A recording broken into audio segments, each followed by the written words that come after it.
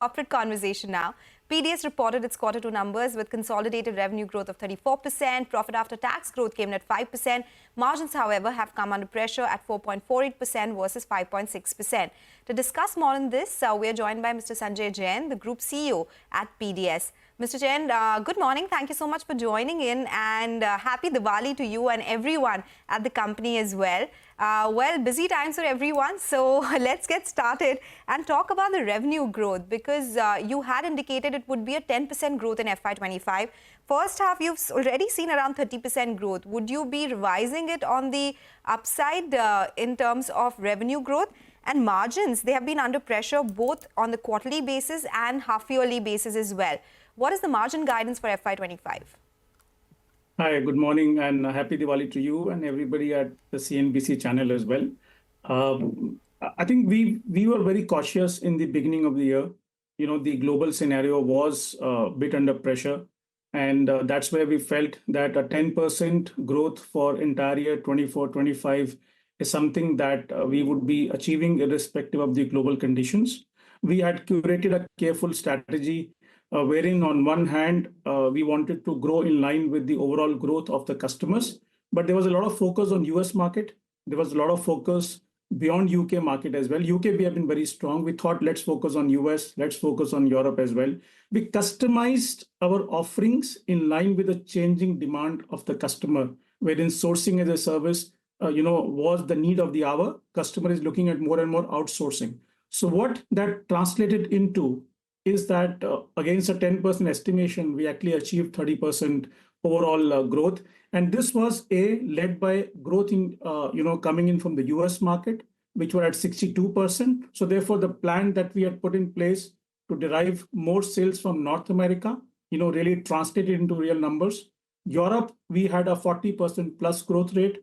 The sourcing as a service business that we started to cater to the changing demand had a 100% growth rate over the same period last year. So therefore, a careful curated strategy worked out very well. And I think on top of it, yes, global situations are looking better.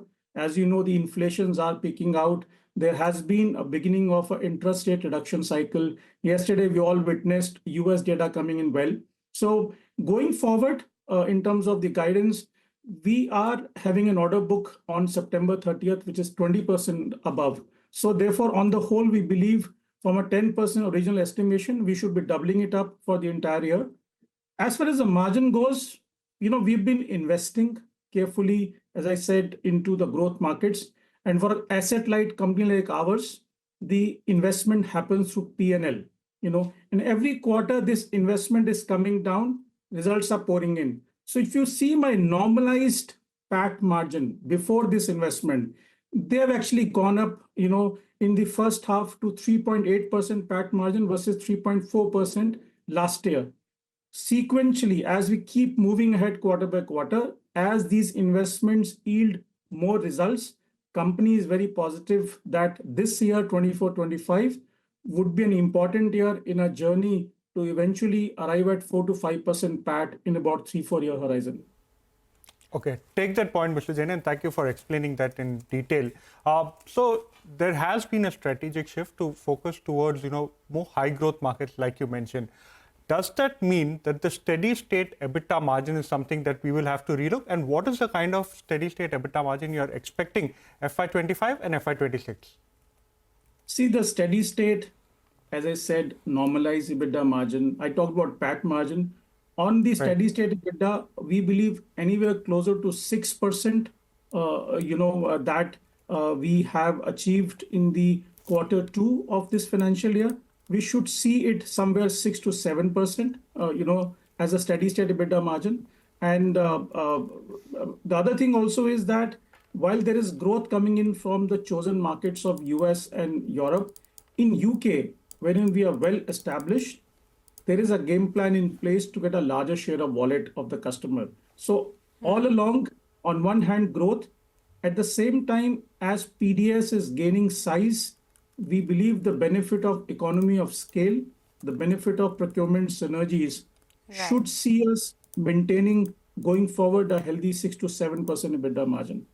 All right, 6 to 7% EBITDA margins. Mr. Jain, last question before we let you go. You spoke about 17 to 18% business coming in from high margin business this year itself. Where are we on that number currently? And is this the reason why you'll see that 6% EBITDA margins this time?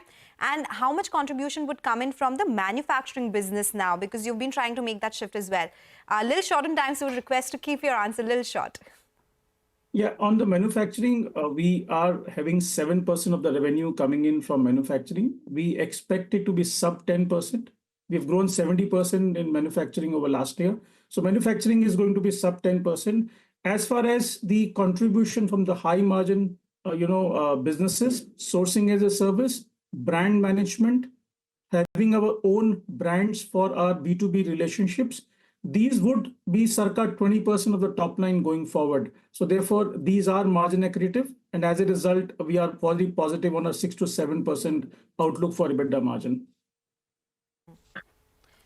Thank you so much for joining us and giving us, and we wish you all the best, and you and your team a very happy Diwali. Moving on, as CNBC TV18 celebrates 25 years of excellence, we invite you to the most anticipated event of the year, the CNBC TV18 Global Leadership Summit, bringing together visionary policymakers like Finance Minister Nirmala Sitharaman, RBI Governor Shaktikanta Das, industry leaders like HSBC India's Hitendra Dave, Kotak Mahindra Bank's Uday Kotak, and trailblazing startup founders.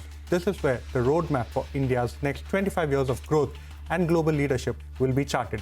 You don't want to miss this.